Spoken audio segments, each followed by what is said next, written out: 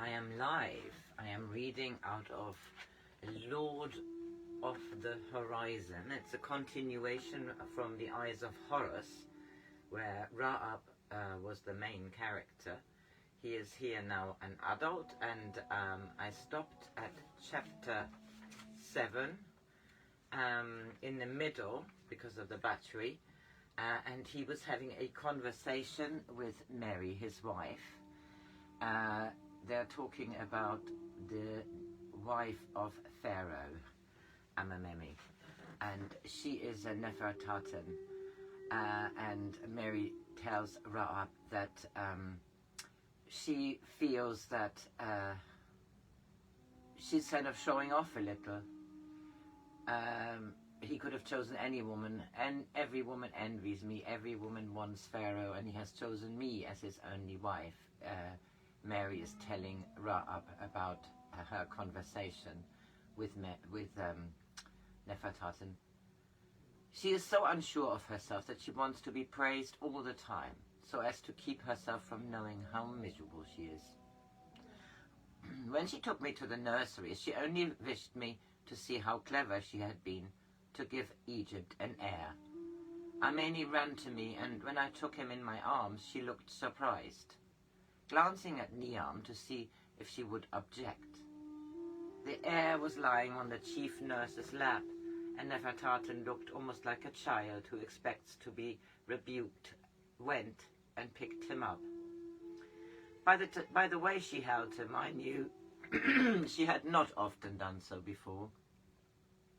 He cried, and I could see that she wanted to give him back to his nurse, but was too proud to do so while I was holding Amenemhet.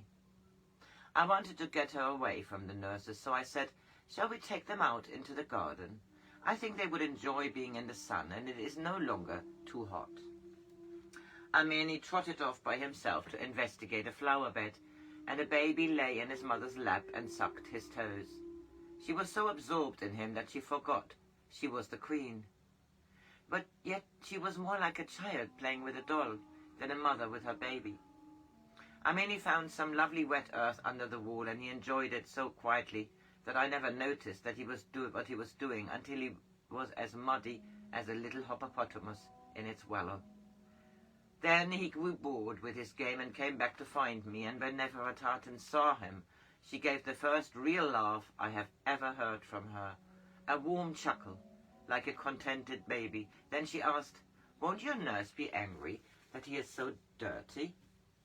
And when I told her that Niam wouldn't mind, and that if she did, I should tell her not to be so tiresome, she sighed and said regretfully, "You're very lucky to be able to do what you like with your son. I hardly ever see mine, because he is the royal heir and has to be looked after by very special people who know all about babies." So I told her that if people interfered between her and her baby, she had better send them away. She looked startled and said in a shocked voice, "But I couldn't tell them to go away. My mother chose them, and she would be very angry with me." So I suggested that she tell her mother that it was by Pharaoh's order that they were to be dismissed.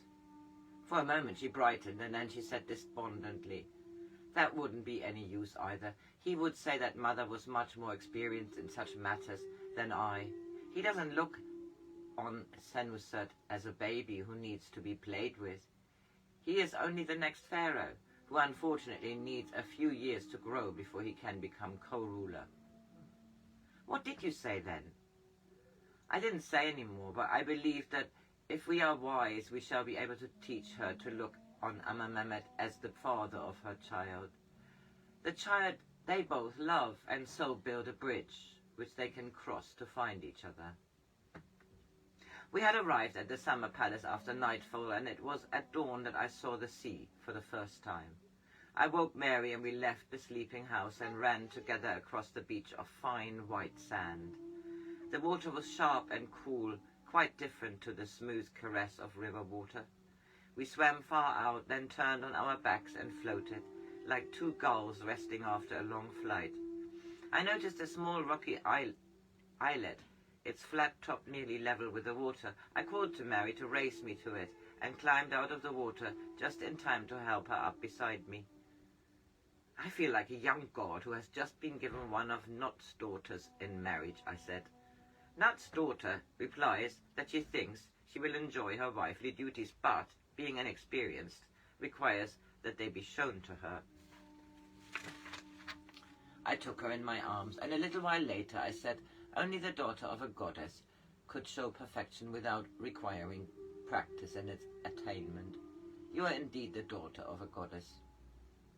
I wish I were Nut, so that I could pick up the oryx in my hand and plant it beside the sea. I should like the river too, of course, but there seems to be something in this new element which makes you even more desirable as a husband than you have always been. Dear Ra-Ab, I love you. Do you think the sea will have the same influence on the two whom we are trying to teach to be lovers? I have prayed to Min so hard for them, but somehow I believe it will. I'm so sorry for them, Ra-Ab, Pharaoh and his queen, yet we see them as they see themselves, two people who cannot find happiness either together or apart. They will have a better chance of finding it here than they had in the royal city, I said. Amenemhet didn't require much persuasions to come here, though unless I had encouraged him to be firm, I believe he would have allowed the Babylonian to come with us and spoil all our plans. Did she show her anger when she was told that she must stay behind? To me it was obvious, but then I was watching for it. I was in the room and Amenemhet told her we were coming here, and she said, I shall not find that inconvenient, for the summer palace is pleasant at this season. He replied, very graciously, I regret that you cannot be spared from the royal city. I like to feel that one in authority is always here to represent me. She was half flattered, half suspicious, and asked, Does the queen go with you?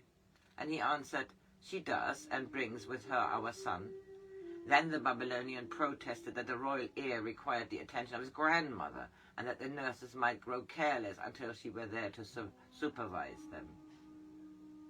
Amenemhet said dryly, You will have no cause for anxiety, for the queen and I will be accompanied by the nomarchs of the oryx. I think you have seen Ameni, and so will be able to rest assured that his mother is wise in the care of children.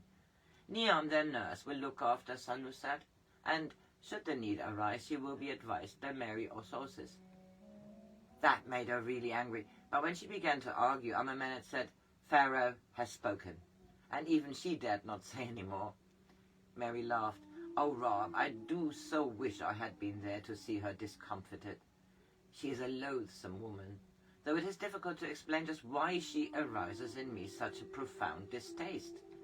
She has great dignity and has always treated me with every courtesy. She appears to be devoted to her daughter, and to have no thought except for what she considers to be her welfare. Yet I believe there is hatred between them, though the girl cannot recognize it. Hatred? Why? I think that Kyrsostoris endured the humiliation of being neglected by Amenemhet, only because she lived for the day when she would be queen and in a position to revenge all real or imagined slights. I'm sure she hated Amenemhet, though she has only twice mentioned his name in my presence. She expressed the conventional grief of a widow, yet there was a note in her voice as though she gloated in the knowledge that she had at last triumphed over him, because she was still alive and he was dead.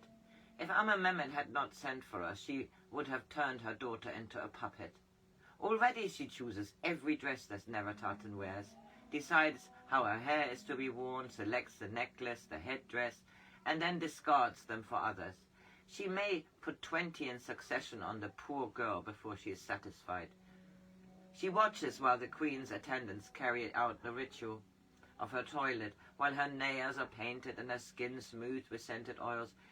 The girl herself displays no more interest than if she were a statue being decorated for a festival. Her wishes are never consulted. It is macabre, as though she was dead and being made ready for the tomb. Not, I hope, by the embalmer, I said in jest. It's not funny, Ra-Ab, and it may lead to bitter tragedy for Egypt. You believe that Amenemhet is in no danger from a scheming woman like the Babylonian, but she is very dangerous, even though she is so quiet and smooth and careful of tradition. A snake is also quiet and smooth, and no less deadly. The summer palace was admirably suited to our purpose, for it had none of the formality of the residence in the royal city, and might have been the house of an ordinary noble. It had no second story, and was of plastered mud brick, coloured in dusty pink. On one side was the sea, and on the other a large walled garden, planted with orange and lemon trees that shaded wide terraces on which stood jars of flowering plants. Only our personal servants attended us, and Amenemhet was free to forget that he was Pharaoh. Gradually, the little queen lost her shyness. Mary taught her how to bathe her baby, and she used to carry him down to the beach and let him roll in the hot sand. At first she tried to avoid being alone with her husband and always asked us to join them. When on calm days the rowers took us out to the fishing grounds, or on days less calm we sailed the boat which had been built to Amenemhet's own design. But to our delight we found that after time she and her husband began to make excuse to be alone together, and after the evening meal would often wander off along the beach.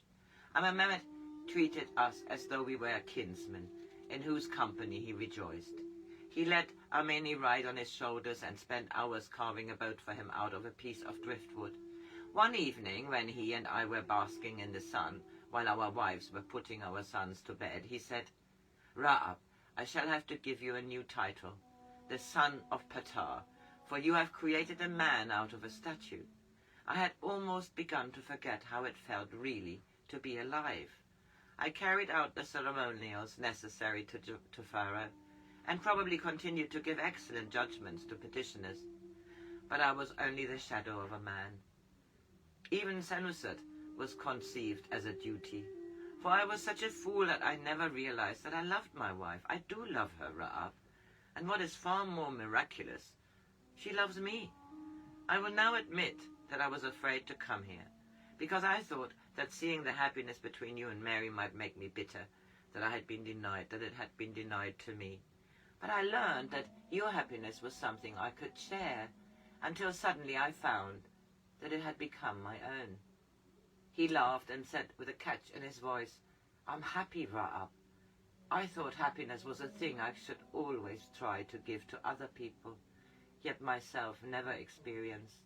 Our next child shall be given the heritage which should be the right of everyone, to be born of love."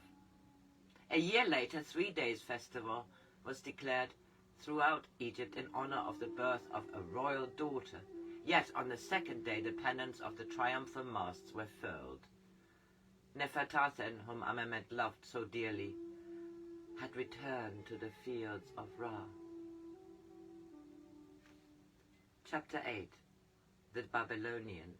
I'll read that next time.